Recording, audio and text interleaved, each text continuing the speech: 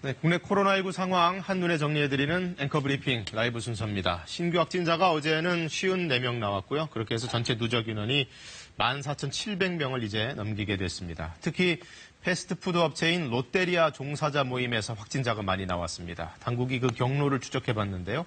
서울 각지의 롯데리아 점포 직원 10명이 지난 6일에 광진구 군자역점에서 모여서 회의를 하고 그 이후에 근처 족발집으로 옮겨서 회식을 갔습니다. 그리고 나서 또 치킨집으로 자리를 옮기는데 거기에는 9명이 더 합류를 해서 총 19명까지 인원이 늘어납니다. 이 가운데 지난 11일에 첫 확진자가 나온 것이고 현재까지 최소 11명이 확진됐습니다. 조사 결과 이들은 장시간 회식을 하면서 마스크를 거의 쓰지 않은 것으로 드러났습니다. 롯데리아 군자역점은 임시 폐쇄됐습니다. 자, 또 다른 축이죠. 고양시 반석교회를 거쳐서 어린이집과 남대문 시장으로 전파된 집단 감염과 관련해서도 확진자가 더 늘었는데요. 남대문 시장 상인의 가족 1명이 더 추가돼서 이 고양시 반석교회와 관련된 누적 확진자는 모두 34명이 됐습니다. 이렇게 확산세가 또 거세지자 방역당국은 추가 조치에 나서고 있습니다. 이제 가을이 되면 결혼 성수기가 올 텐데 거기에 맞춰서 예식장의 뷔페 식당을 고위험 시설로 추가 지정했습니다. 또 장례식장에 대해서도 별도의 방역관리자 배치를 의무화하고 QR코드 전자출입 명부를 의무화하기로 했습니다.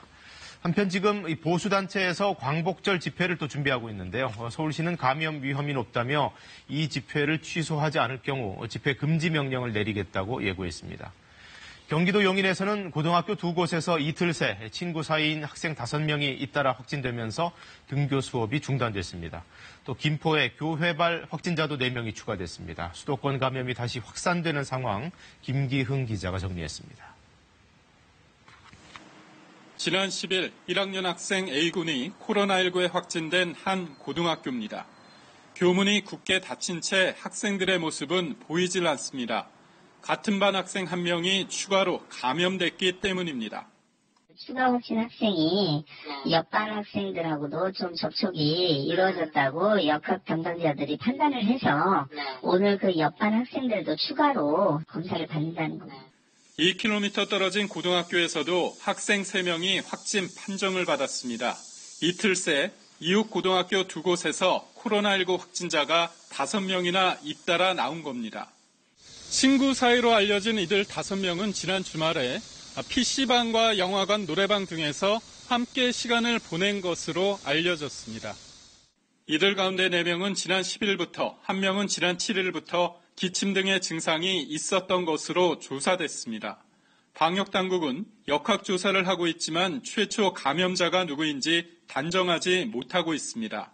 다음 주부터 여름방학에 들어가는 두 학교는 즉시 등교 수업을 중단하고 원격 수업으로 바꿨습니다.